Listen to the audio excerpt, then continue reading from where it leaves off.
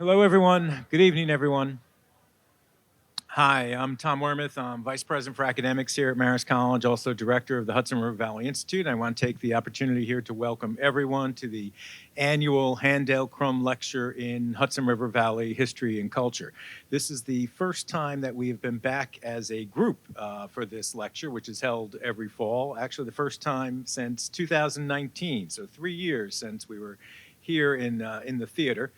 Over the last couple of years, we did it, of course, via remote, via Zoom, and this year we're combining the two. So in addition to the folks that are here, there's about 150 folks who have registered to watch this, listen to this on Zoom as well as part of this hybrid presentation. And they will also get the opportunity to ask questions along with the audience here, the live audience, during the course of the lecture. So very special welcome to everyone here. Now, the Handel-Krom Lecture in Hudson River Valley History is really the showpiece of the Hudson River Valley Institute. It is the product, the generosity of Shirley Handel, sitting right here in their front, and her husband, Bern Handel, done with Lieutenant Colonel Gilbert A. Krom, retired U.S. Army. And the purpose of the lecture is to promote the knowledge and appreciation of the rich history of this unique and important region in the United States. Shirley, together with her husband, Bern, again, not able to attend tonight. She's a well-known civic leader, as is Bern, and they're supporters of a variety of different causes and organizations around the Hudson Valley, but particularly the history and culture of this region. I should just take a moment and talk a little bit about the Hudson River Valley Institute, which is the institution here at Marist through which this lecture is offered. The goal of the Hudson River Valley Institute is to promote the study of the Hudson River Valley, right? Its history, its culture, its art, its literature, environment, all of those things which compose this uniquely rich region, so filled with heritage and history and culture.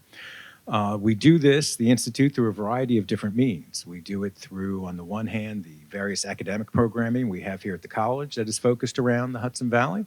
We do it through our outreach with teachers, through our Teaching American History program, disseminating aspects of the Valley's history, culture, and environment into the curriculum. We also have the Hudson River Valley Digital Library, which has several 100,000 pages of historical and environmental cultural records of pertinence to Hudson Valley studies. We also, of course, publish the Hudson River Valley Review, which for some reason I don't seem to have a copy of right in front of me, but I see so many other copies out there as well. Peer-reviewed journal focused on Hudson River Valley studies, its history, and its culture. But really the showpiece, the keystone of what we do at the Institute is when we bring together an audience, whether live or via Zoom, with a speaker, a lecturer presenting their most recent research, their most recent ideas, open it up for discussion and do it in this kind of a live audience, that is really what is such a special part of what we do. And special thanks to Shirley and Bern for giving us this opportunity to do this every year through their generosity of supporting the annual lecture series. I'd like to take a moment to acknowledge a few members of the Hudson River Valley Advisory Board that are here tonight. Elijah Bender, Marist alum, right there. Eileen Cook is here. Frank Doherty. Alan Miller, I just had the opportunity to speak to right back there. And also Hudson River Valley Leadership Navigator, Vinny Tamanya, who is out there in the back. And also I want to acknowledge President Kevin Wyman, who I was just speaking to, and they're over there in the corner. So a very special welcome to everyone who is here tonight. I also want to welcome this virtual audience that is joining by Zoom, which will be joined by not only folks interested Hudson Valley history aficionados, but also by the recently retired Colonel Jim Johnson, who, of course, for many years taught here at Marist, led the Hudson River Valley Institute, who has retired to Kentucky. However, I know he's watching. I'm sure he'll have a question. Earlier this year, HRVI created and endowed the Dr. James and Lois S. Johnson Student Research Fund to support student internship experiences. The fundraiser is ongoing, and thanks to those who have already contributed. One other announcement, and I don't see the person I want to point to, but all the way in the back, I do now, Andy Villani. Andy Villani is the new Hudson River Valley Institute Executive Director. Andy is a graduate of Marist, also a Marist alum, class of 2008, with a degree in history and adolescent education, and he earned an MPA from Marist in 2013. He's been with HRVI really almost from the beginning, back in 2008. Well, actually, it's later than the beginning, since this is our 20th anniversary, 2002, but important years nonetheless. First, he was coordinator, then as operations director, and most recently, he had been interim executive director since early 2022. And I'm happy to welcome Andy in this new role in which he will do excellent work as he has done in the past. We'll be doing the Q&A that will include both, again, the in-person and the Zoom audience. For Zoom attendees, those outside this room, if you have questions, submit them to the chat, and we'll be monitoring that throughout the program. Our speaker tonight, Philip Dray. He is our 2022 Handel-Krom Lecturer in Hudson River Valley History. Philip Dray is the author of the recently released A Lynching at Port Jervis, Race and Reckoning in the Gilded Age. And he previously authored the book At the Hands of Persons Unknown, The Lynching of Black America, which won the Robert F. Kennedy Book Award and was a finalist for the Pulitzer Prize. He teaches journalism at the Eugene Lang College in New York City, and he has appeared frequently in print, New York Times, New York Post, Mother Jones, others, on radio, on television. His talk this evening will focus on Black life in the Hudson River Valley through the lens of the 1892 lynching of Robert Lewis in Port Jervis, New York. Please join me in welcoming Philip Dray. All right, thank you. Thank you all for coming out. It's great to see you. And thanks to the hosts from the Hudson River Valley Institute who made this all possible. I'd like to particularly call out, of course, Shirley and Bern Handel for making this possible, and Tom Wearmouth, who we just heard from. Also, Chris Przyslopski, Andrew Villani, Steve Garabedian, and my friend Alex Prisgintas, who all had a hand in bringing me here. I came in March. We had a nice talk, a good talk to a joint class, and we decided to build on that. So here I am today. Thank you so much. You all are probably so much more familiar with the Hudson River Valley than I am. You may hear some strange things, and while I'm speaking, you think, wait a minute. But just go with it, and then maybe afterward we can have Q&A, and we'll get it all sorted out somehow. Like many people, I expect, I became enchanted by the Hudson River Valley long before I ever set foot here. So I grew up in Minnesota, where the cold, snowy winter mornings often led us, even as children, to dream of life elsewhere. Then at school one day, into my small, frost-bitten hands was placed a folder containing artworks of the Hudson River School. One of the most prominent was Kindred Spirits, the 1849 Asher Duran portrait of the artist Thomas Cole and his friend, the poet William Cullen Bryant, standing together at Catterskill Falls, their presence linking both the art and literary heritage of the valley to nature's sublime appeal. Turning the pages, I was soon immersed in additional images by Durand, Cole, Albert Bierstead, Frederick Church, George Innes, Julie Hart Beers, and many others. One Innes painting of the Catskills at sunset still seems to come to life whenever I have the chance, as I did recently, to drive across the Rip Van Winkle Bridge. And Thomas Cole's presence is almost palpable on the escarpment trail above Palinville, where he went to paint with his younger sister Sarah, an artist in her own right, and where guests of the Catskill Mountain House used to gather on the porch before dawn to experience the miracle of the sunrise. As a young writer poking around in regional history, I came to know Storm King at Cornwall-on-Hudson and the successful campaign known as Scenic Hudson, the fight that in 1965 established public interest environmental law in America. I toured the Warwick Woodlands, where America's first sports writer, Frank Forrester, urged urban dwellers in the 1840s to seek physical and spiritual renewal with rod and gun. British hunters who crossed the Atlantic in answer to Forrester's call were disappointed to learn there were no buffalo in Westchester. But the enthusiasm for woodland sport soon spread to the Adirondacks. At the 1858 Philosophers' Camp near Tupper Lake, even the austere Ralph Waldo Emerson concluded, "Out upon these scholars with their pale, sickly indoor thoughts. Give me out-of-door thoughts, thoughts all fresh and blooming." Remembering my early encounter with the painting Kindred Spirits and having had the chance to see it up close during the many years it hung outside the Rose Reading Room at the New York Public Library, I wondered what it would look like were the theme executed today.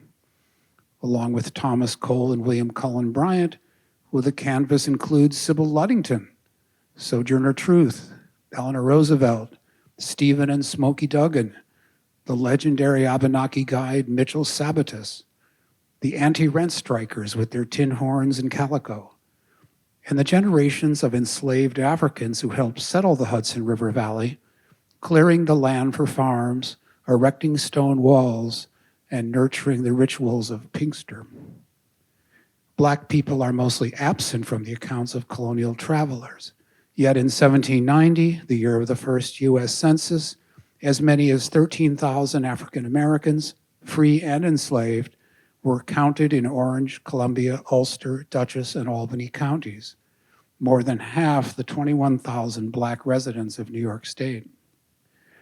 The two biggest slave markets in the country before the American Revolution were in New York City and Albany, notes A.J. Williams Myers, a scholar of regional Black history. New York was not a society with slaves. It was a slave society dependent on enslaved Africans. Men and boys served as gardeners, diggers, and teamsters, coachmen, and stable hands.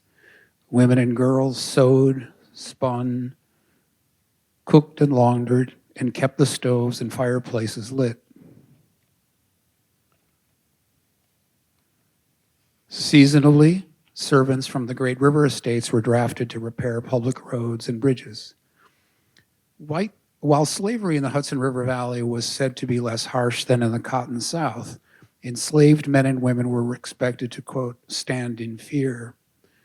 In 1735, an African slave who resided in Dutchess County named Quacko was sentenced to 39 lashes at Poughkeepsie and an additional 48 stripes at Rhinebeck for attempted rape, Williams Myers relates. Another African, Negro Jack, was burned alive in Ulster County in October 1732 for burning a barn. And in the town of Kingston, a slave known only as Tom was executed for the alleged rape and murder of a white woman. Those accused of similarly heinous crimes were sometimes hanged on a hill in Albany that later became the site of the state capitol. Because whites held value in enslaved persons as property, they might intervene on their behalf when they were accused of minor law breaking. No such intercession was made, however, to rescue Quacko or Tom for alleged sexual crimes, suggesting that as early as the 18th century, these offenses were held in special regard as a defiance of white male dominance and a transgression warranting the ultimate punishment. In this latter determination, Southern apologists were always quick to point out red-blooded white men were much alike, regardless of section. This was the very barb aimed at smug New York State by Southern papers in the wake of an explosive regional news story in June 1892, a mob lynching at Port Jervis. In 2002, I published a book titled At the Hands of Persons Unknown, whose thesis was that the lynching of African Americans in the 19th and early 20th century was most accurately understood, not only in terms of singular incidents, horrors that took place in one hamlet or to one family, but as an ongoing institutionalized pogrom of anti-Black terrorism supported by a calcified white belief system that degraded and cheapened Black lives. The two documented lynchings known to have occurred in the Hudson River Valley in that period, the lynching of Robert Lewis at Port Jervis and an earlier incident at Newburgh in 1863, were viewed in their time as unusual, or in the case of Port Jervis, aberrational, even as their causes, white fear of change, competition over skilled and semi-skilled jobs, resentment of new Black freedoms and mobility, were common to much of the country. The Newburgh lynching arose from the allegation that a prison trustee named Robert Mulliner had robbed and molested Irish immigrant Ellen Clark, who had come to the courthouse seeking work. Mulliner fled across the Hudson, but was caught by a posse the next day and returned to the courthouse jail. A mob of dock workers soon gathered, demanding that they be allowed to deal with the ravisher of their countrywoman. Irish contempt for their African-American neighbors in Newburgh had surfaced violently in 1860 with the storming of a New Year's Eve service at the AME Zion Church on Washington Street. Windows were smashed and the front door torn from its hinges. A mob struck the church a second time in 1862. By then, many poor white immigrants had grown resentful that their sons and brothers were being drafted in disproportionate numbers to, quote, fight the Negroes' war. At the moment of Mulliner's arrest in late June 1863, that war, in the shape of Robert E. Lee's marauding Army of Northern Virginia, was as close as eastern Pennsylvania. Parts of Philadelphia stood ready to evacuate. Public apprehension throughout the Northeast, as well as the prejudices generated by the conflict, were inflamed. A friendly priest arrived in hopes of diffusing the standoff at the Newburgh courthouse, but the men of the mob were, quote, drunk on rum and anger. When a rumor spread that Ellen Clark had succumbed to her wounds, they began pounding on the door with a sledgehammer. The sheriff, warned against resistance at the price of his life, stood back as a wall was breached and Mulliner was dragged into the yard, where it was said he became the football of the maddened wretches. His body hung for hours from a tree on the courthouse lawn. A few weeks later, on July 13th, perhaps motivated in part by the Newburgh lynching, the New York draft riots began when Irish American protesters attacked recruitment offices on 3rd Avenue in Manhattan. The riots soon devolved into scattered acts of arson across the city, as well as random attacks on Black residents. The Colored Orphan Asylum on 5th Avenue, home to 200 children under 12 and a staff of 50, was set afire, the occupants escaping only at the last moment by a back door. Along Lower Broadway, police wielded their batons against protesting crowds swollen with thugs and looters from the city's notorious 5 Points.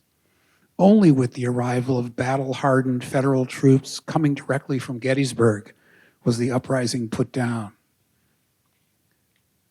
It was a far different scene in Newburgh 7 years later when, on August 11, 1870, Frederick Douglass led a celebratory parade through town in honor of the ratification of the 15th Amendment, which granted Black men the vote. While you will rarely, if ever, see a photograph of Frederick Douglass smiling, as he always made it a point to present a serious face to the camera, his tour of the city was undeniably a victory lap. In his remarks at Washington's headquarters and later at the Opera House, he marveled at how dramatically Black American fortunes had changed in just a decade. Black men, defying the doubts of many, including President Lincoln, had more than vindicated themselves by their brave conduct and sacrifice in the war. The Hudson River Valley was well represented by these soldiers, many of whom slumber still in graveyards from Port Jervis to Rensselaersville. And with the ratification of the 13th, 14th, and 15th Amendments, Black people had secured freedom, citizenship rights, and now the franchise. There had, of course, been other key moments in the Valley. Sojourner Truth in 1830 successfully suing at Kingston for the return of a son sold into slavery. Harriet Tubman in 1860 freeing a fugitive slave from federal marshals at Troy. Henry Ossian Flipper in 1870, the first Black cadet to graduate from West Point, and numerous men of note, abolitionists like David Ruggles, George Richardson, Samuel Ringgold Ward of Poughkeepsie, and the fiery orator Henry Highland Garnett, as well as important Black figures in business and culture. The African-American Ojibwa sculptor Edmonia Lewis was born in Rensselaer County in the 1840s. And in Newburgh, the Ellsdorf family were, for a century, from 1849 to 1952, prominent musicians and directors of a concert venue and dance school, their bands and orchestra popular in both Black and white society. The Valley also saw Black migration from the South.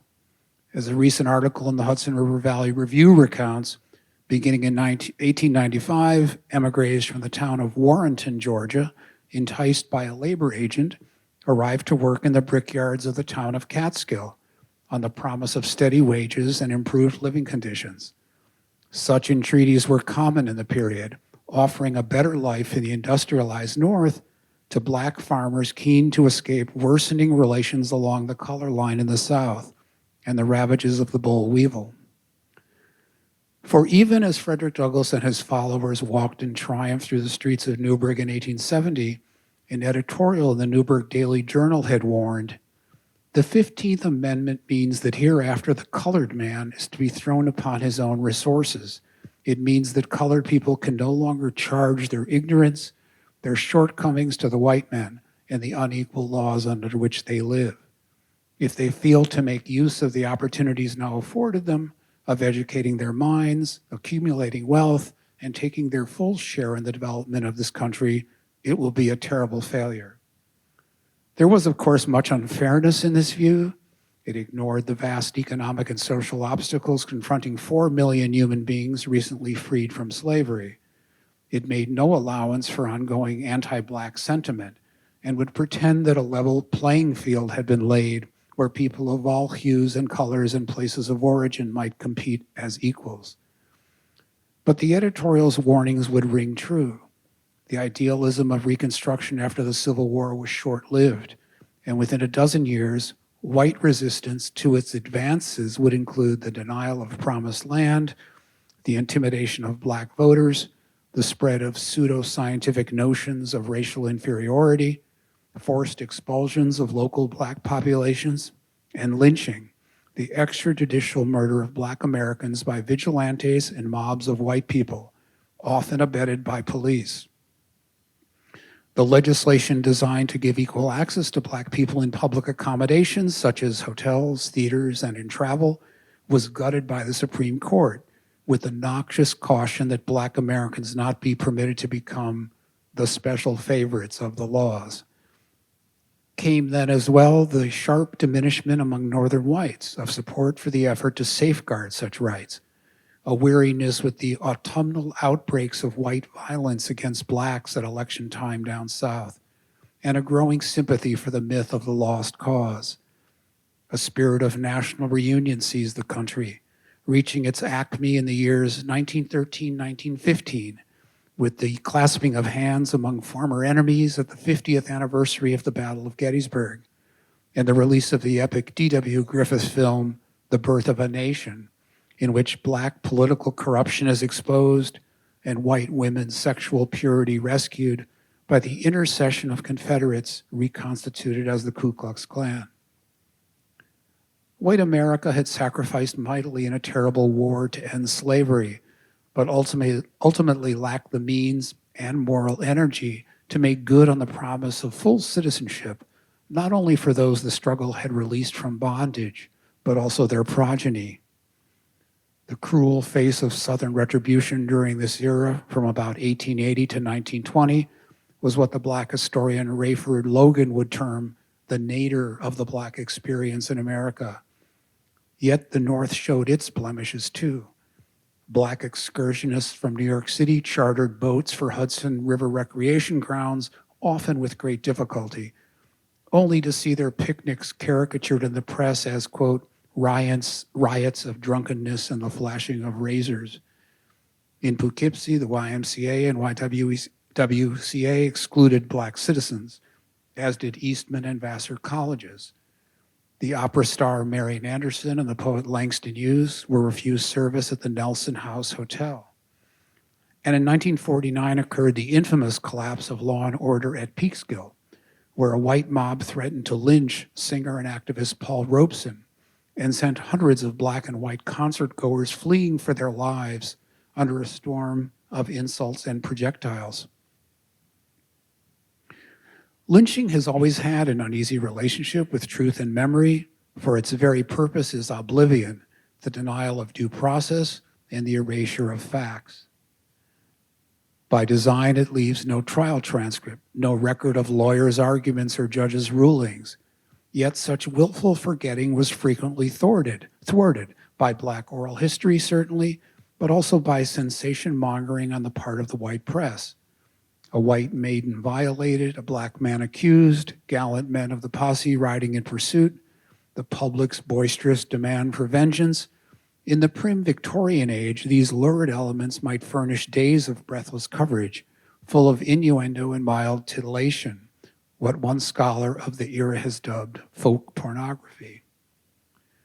The term lynching itself derived from the name of a Virginia magistrate, Charles Lynch, known for ordering on dubious authority the flogging of Tories during the American Revolution. During the early years of the Republic, it referred to non-lethal shaming punishments, such as carrying a disliked person to the city limits tied to a fence pole, the origin of the expression ridden out of town on a rail. But in summer 1835, there were mob killings of white gamblers in Vicksburg and summary executions in rural Mississippi of black people thought to be plotting a revolt.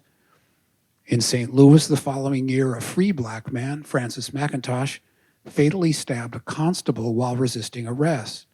Captured by a white mob, he was tormented and set on fire. A local white publisher and abolitionist, Elijah Lovejoy, dared criticize the horrendous act and was then targeted himself by white mobs. They twice destroyed Lovejoy's printing presses and in November 1837 shot him to death from ambush. It was the murder of Elijah Lovejoy that moved Abraham Lincoln, then a 28-year-old lawyer, to address the Young Men's Lyceum of Springfield, Illinois in January 1838. Lincoln decried, quote, this mobocratic spirit now abroad in the land.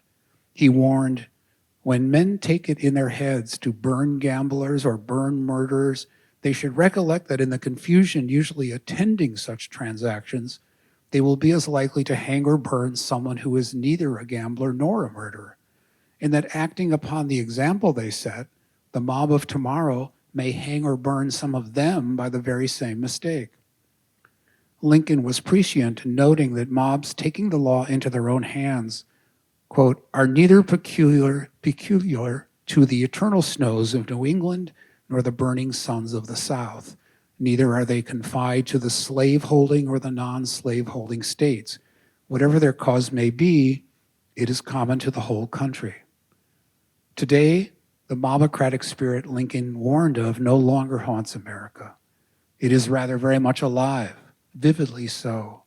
It stands against the rule of law, foments insurrection, vigilantism, and the abandonment of democratic norms. It fears the future as it hypes a mythical past. It seeks to deny individual autonomy and privacy while evading the essential responsibility of relating the truth of history. Frederick Douglass once suggested that the lynching of Black Americans showed just how greatly whites resented the progress Black people had made since the Civil War, much as a ship on the ocean encounters stronger resistance as it gains speed. However, he was alarmed by the horrific nature and growing frequency of lynching, a crime arising not only from white anxiety about accelerating Black advance, but from a threat to white male hierarchy, as young white women were increasingly leaving the farm and parental supervision to work in mills, schools, and factories. The result was a world where all Black men were presumed to be potential predators, and all white men were the police, and where the word of almost any white person was sufficient to bring about a lynching. There had been a sharp uptick in these crimes, 74 in 1885, 94 in 1889, 113 in 1891, 161 in 1892.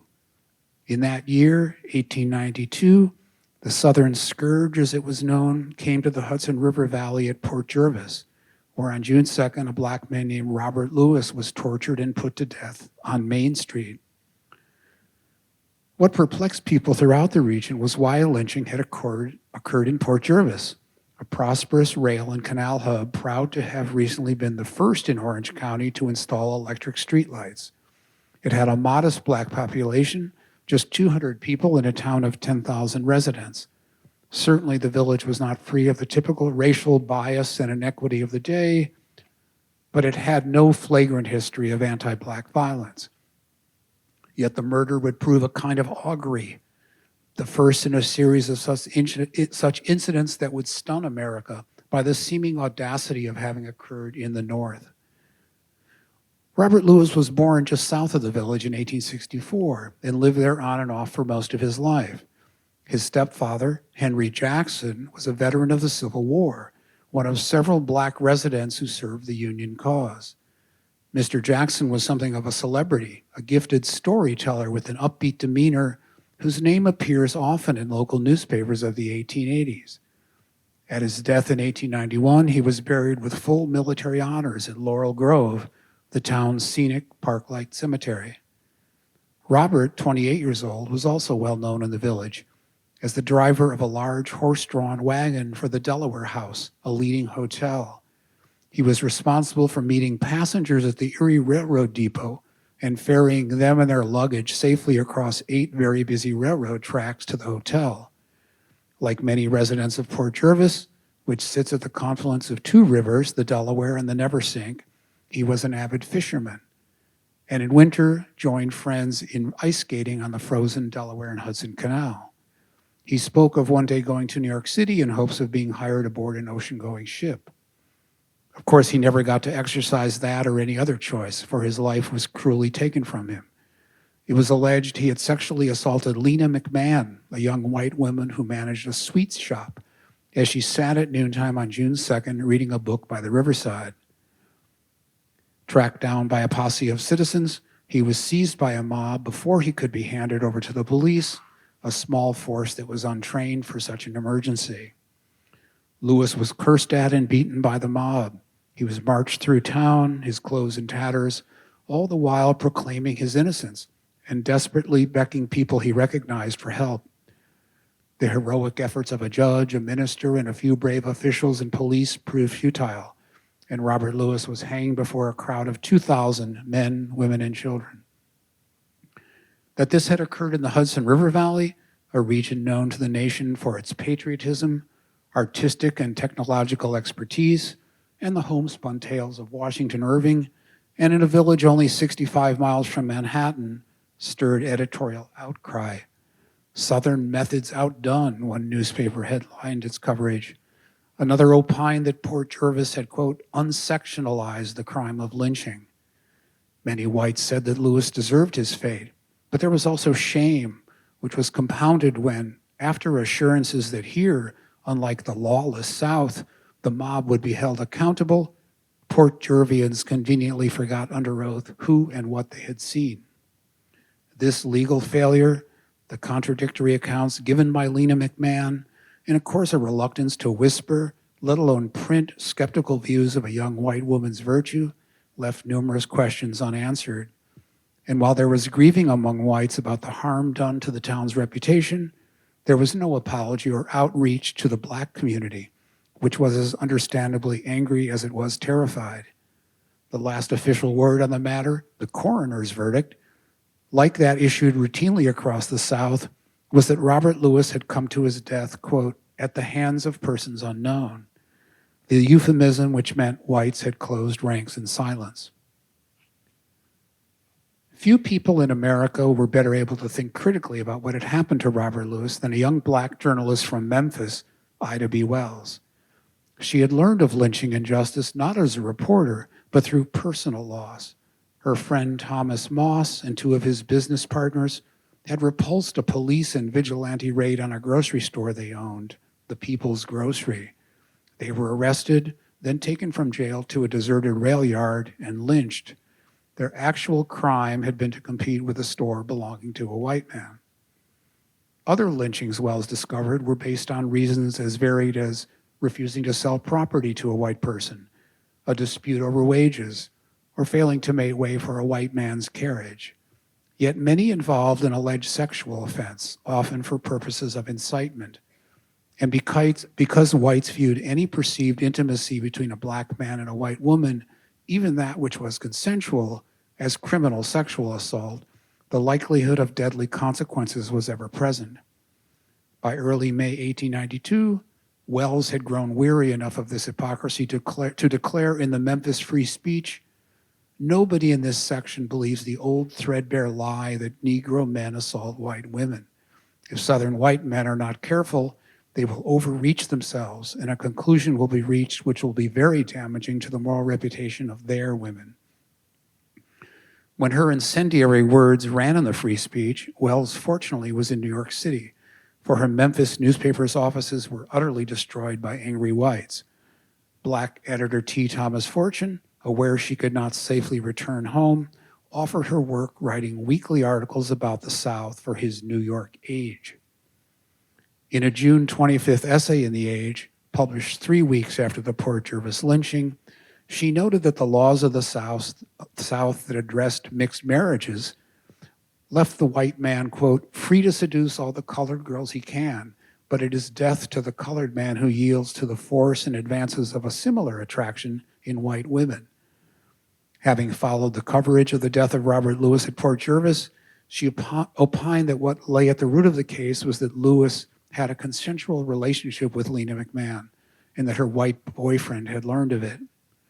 Her thesis, while based on learned experience, was never proven, and the lynching, an example of what scholars term spontaneous vigilantism, was likely spurred by other factors. Lena was a popular belle of the town, the daughter of an Irish-American war veteran. A Memorial Day celebration 3 days before had drawn hundreds of former soldiers to the town, filling saloons, emptying liquor stores, and greatly animating local conservative feeling. And simply put, it's quite possible the Port Jervis mob, though many hundreds of miles distant from Georgia or Mississippi, had become infected with the contagious certainty that in response to perceived black transgression, whites were justified in taking the law into their own hands. Wells' comments on the Lewis case were part of an expose in which she gave numerous dates and names of known lynchings, while casting doubt about many of the reports that black men were assaulting white women. This is not to say no such incidents ever took place, but that lynching denied the accused the constitutional right of due process of law and any judicial finding of guilt. 10,000 copies of her expose were distributed, 1,000 in Memphis alone, the first excerpts of what would become Southern Horrors, lynch law in all its phases, Wells's debut as an author, and the country's first incisive outline of the lynching plague. It is difficult today to contemplate the crisis of the human heart and spirit that lynching presented in its sickening depravity and nauseating frequency. Human beings found hanging from trees, spectacle executions attended by picnic-like crowds, picture postcards made of such atrocities, all accomplished with complete disdain for the rule of law and often with passive or direct police collusion. Others were beginning to share Wells's concern, but for a considerable time it must have seemed that she alone had stared directly into the abyss and found there no immediate solution, only darkness. One person greatly moved by her words and example was Frederick Douglass. Brave woman, he wrote, you have done your people and mine a service which can neither be weighed nor measured. If American conscience were only half alive, a scream of horror, shame, and indignation would rise to heaven wherever your pamphlet shall be read. Over his long life, Douglass had fought for abolition, emancipation, and equal rights. In his books, he had told of his own fierce exertions for freedom. Now, in Ida B. Wells, he glimpsed a new phase of the struggle, one in which, on account of his age, he would play no active role, but was as crucial as any he had waged, a national crusade against lynching, a battle necessary, in the words of the author and activist James Weldon Johnson, to save Black America's body and white America's soul. In late March 2022, Congress passed and President Biden signed into law the Emmett Till Anti-Lynching Act, named for the teenage victim of a notorious 1955 lynching in Mississippi. More than 120 years after the first such national legislation was proposed. Also in the news recently has been the unveiling of 2 historical markers in the Hudson River Valley, paid for and erected by the state of New York at the sites of the 1863 mob murder in Newburgh of Robert Mulliner and the 1892 lynching at Port Jervis of Robert Lewis.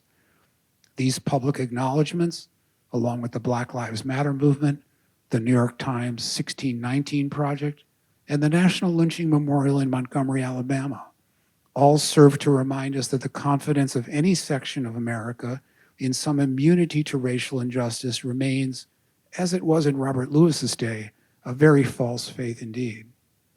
For so thoroughly does the odium of lynching continue to infect policing and the justice system, as well as public perception, it takes little imagination to recognize the link between the national crime of lynching as it was known to Ida B. Wells and the many racial injustices with which we still contend, and the national reckoning that is due. The Hudson River Valley today is home to many kindred spirits: riverkeepers, kayakers, preservationists, NAACP chapters, Islamic centers, synagogues, tribal organizations, LGBTQ activists, and the students at Marist. How appropriate for the Hudson River Valley Institute on its 20th anniversary to recognize all such groups and individuals, past and present, as a tribute to its own creative legacy and in honor of the region's dynamism and blessed natural endowment. Thank you.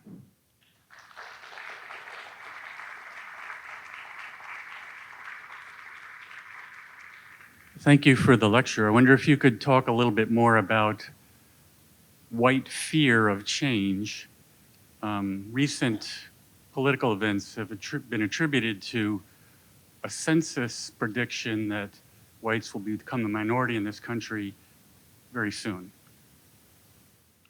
Yes, that's a very good question. You're referring to what they call the Great Replacement Theory. Yeah, I think there is. I mean, it's a common thread throughout American history, really, as we see from the 19th century period post Reconstruction into the early 20th century, when you had a great anti-immigration movement, concern about people coming from Southern Europe and so on. There's often been this kind of sense of grievance from either Nordic peoples or white people that they will lose status and their place in the hierarchy. And they then act out in aggressive and often punishing ways. Of course, what they called redemption, which was the white sort of quasi-religious movement after Reconstruction in the South, really succeeded in a way in creating a kind of white state in the South for many, many decades, up until around the time of the Civil Rights Movement, basically. And we see it today as well. It's a sense of white vulnerability, white victimhood, and the willingness to act, as I mentioned, whether it's voter suppression, undermining of the mechanisms of elections, targeting or scapegoating vulnerable groups, gay people, trans people, obviously, as we see people, migrants, immigrants, and so on. So yeah, I think it's a constant, and we see it historically, and I think we're experiencing it somewhat now. I think this willingness on the part of many in America to push democracy aside, basically, and for the sake of retaining this kind of hierarchy, really is what it is. And I think, again, we see it's a reflection of what they call a distant mirror, a little bit of reflection of what we experienced at the time of these lynchings I mentioned, and when lynching was, like I say, the scourge in America, really. Anyone else? Oh, there's one back there. Yep. Okay, we've got a question online. Hello and thanks from Rochester. I'm exploring an 18th century ancestor whose Orange County household included enslaved people. I don't know if I call it quite the explorer. I'm sorry. Based on DNA testing, it seems one of these enslaved women is also an ancestor. What are some ways to learn more about the lives of the enslaved men and women from the region? Yeah, very good question. There may be people here who can actually answer that better than I can. I know that the work of the man I cited, A.J. Williams Myers, he recently passed away, I believe. Many of you might know his name. He was a Newburgh-based African-American scholar, wrote prodigiously on these issues of slavery in New York State and the lives of all kinds of aspects of African-American history. That might be a good place to start. But as I said, I think there was a kind of, for certain periods, there's a kind of an absence of a lot of concrete information. But maybe that is being filled in more recently. And nowadays, in the age of the internet and Googling, there probably is more information out there that could be found. There's a very, even the history of the Black population of New York City is one that is also recently kind of reanimated research by scholars. Yes, Bob? Oh, wait for the microphone. Thank you. Not sure how to word this. Other than the historical documentation, what do you hope that people get from your book? I mean, from aside from the historical information. right. Well, for instance, a book like my book about the lynching in Port Jervis, in one way, it's a very fundamental thing, which is that it was something that was not really talked about. As I mentioned, after the verdict from the coroner that this had happened at the hands of persons unknown, the lynching of Robert Lewis kind of slipped into silence. And I met many people in Port Jervis, not just white people, black people too, who had grown up blocks away from where this occurred and yet had never heard of it. And so, in a certain way, my book, I mean, obviously I hope for a certain amplitude to come from it in that it speaks to many larger issues, but in a certain way, my basic task was simply to tell this story of something that had occurred, obviously, right next door in a certain way, and yet was not very well known at all. Not elsewhere, and not even in the community. It had been, I think, partly because Port Jervis went through a very difficult time transitioning in the 20th century. It lost the railroad, it lost the canal, the industries collapsed, the freeway bypassed it. And so I think it had a little bit, I think it felt it had a lot to deal with on its own. And I think that history was just not something they wished to retain. And I found many people resistant to revisiting it, actually.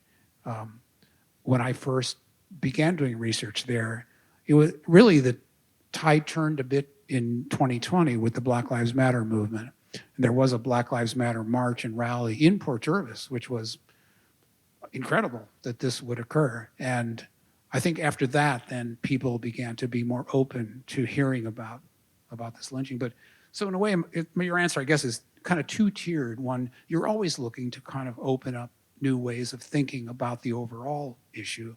But in another way, I was very much caught up in the idea of just simply getting as much as I could to the bottom of what had occurred and sharing it. Thank you. Yes. When you talked about the resistance to people kind of wanting to talk about it, Port Jervis, was it both communities, both the white community and the African American community, or was it mostly the white community? Well, to a certain extent, both, but it was probably mostly, I felt mostly kind of frozen out by figures in the white community. I had this same thing occur many times where someone would say, oh, you really should talk to so-and-so who's lived here all his or her life and is very much involved in municipal affairs and so on, and they'll certainly have something to say about it. And then I would contact them and they wouldn't have anything to say about it. So, yeah. But I think some African-American people I talked to as well were, they would say, well, I don't really have anything to say about it. Or, they just would kind of beg off. They weren't, Port Jervis is still a very small town, has a very small black population, and people live there. They see their neighbors all the time, and I think they're concerned sometimes about stepping out. Okay. And only when it became a kind of public issue with the mayor reacting to Black Lives Matter approvingly and so on, I think then people felt a little freer. Thank you. A question for historical context. Was there in New York ever formal segregation as there was in the South? A lot of things you're describing are not commonly known. I'm just looking to see if there As far as I know, a lot of the segregation was what they call de facto. I know in Port Jervis there were certain beaches, certain restaurants that it was just sort of understood black people were not welcome there. And I think that was probably kind of the way it was. Certain private institutions, of course, can always have their own exclusionary rules, which may be expressed in some euphemism that makes them seem more acceptable somehow. But in terms of actually municipal codes of segregation, I don't think that occurred as much at all in the North as we associate that as Jim Crow segregation, de jure segregation in the South. All right, thank you.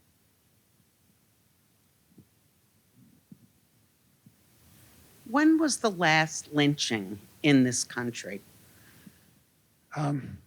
It's an interesting question because you'll get different answers from almost anyone you ask. To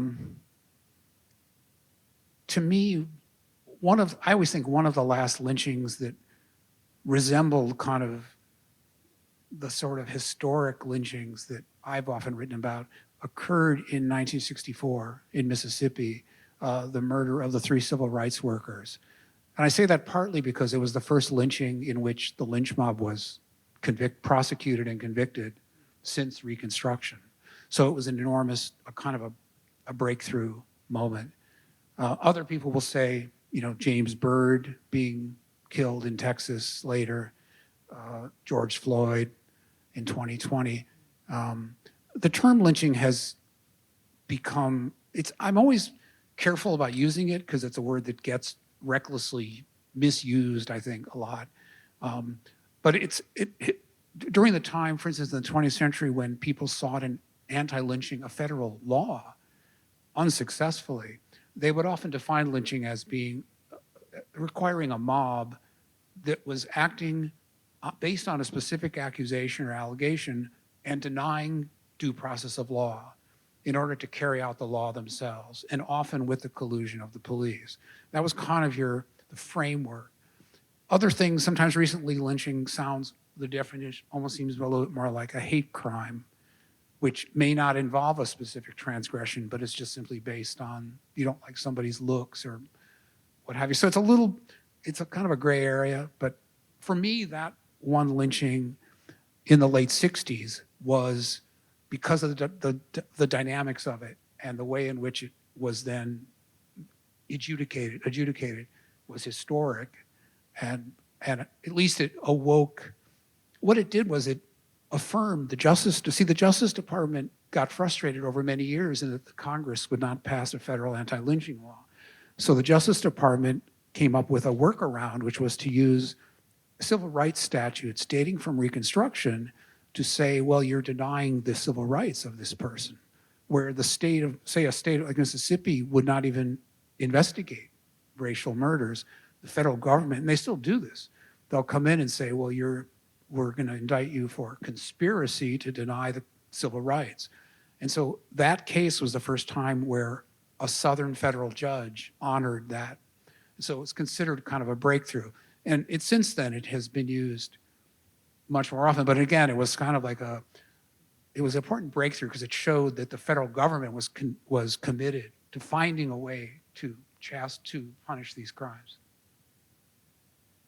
What I was gonna ask is, with the communities that were built back in the day, do you think they'll still make the exact same impact on society like they did in the old days, or no? You mean, what kind of communities? Like the LGBTQ communities. Oh, I see. You mean, will they have the same impact? Yeah. I'm not sure. You mean, as in the old days, you mean how will they resemble what happened in the 19th century? Yeah. Like, will there, like for what they stand for, will they keep that? Will they still like show the impact, like how they changed the society? I think they've done that already, really, in a way. I mean, I think that's inevitable, that times change. I mean, things that institutions, groups, organizations, activists who we might never have heard of many years ago, we know of today. And of course, they're always pushing, there's always this push and pull of individual rights, collective rights. They're always sometimes they're being pushed back. They try to push forward. It was a different activists, say in the late 19th century, you had women still working to get the vote. You had labor unions still struggling to even to get like bare, minimum wage, the right of collective bargaining, things that we sort of take for granted. So every generation, every decade has its own struggles and own efforts to form new communities and new values for communities, really. Okay, I guess this is the last question. Thank you for your history book. I needed to know if you've ever been approached to have your books banned. Number one. Number two, what is your comments and your perspective on critical race theory? Okay, you're asking, has my book been banned?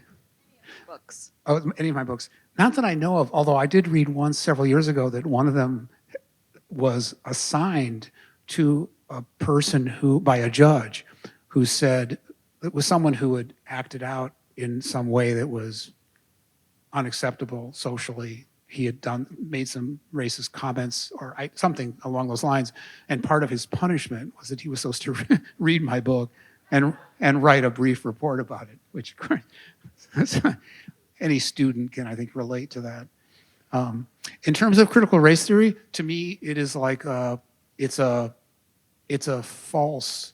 As you know, the term itself, no one is teaching critical race theory in schools. It's a term that was devised by a right-wing political operative named Christopher Rufo with the intent that it would frighten people.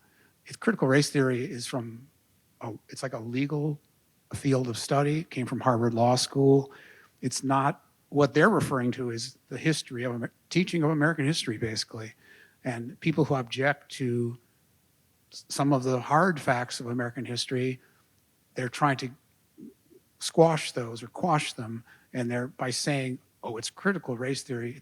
They make it sound off-putting and frightening. But that seriously, though, of course, aside from the misuse of the words, it's a serious issue. As you know, it's ongoing. We see across the South states chastising teachers, setting up limits on what they can and can't tell students, banning books, as you point out, and so on. So where that's happening, it's very frightening. They're acting, again, on this attempt to kind of stop time, basically. They don't want to hear something that is going to be offensive to them or and it's just, to me, I don't think they'll win in the end, frankly. I do think young people are too smart and they have much more curiosity than that to be satisfied with some pat answer when they know on their own that there is much more to American history than that. So I'm hoping that it proves to be kind of a false, sort of like a fake play in football or something. It just looks dramatic, but it doesn't really work.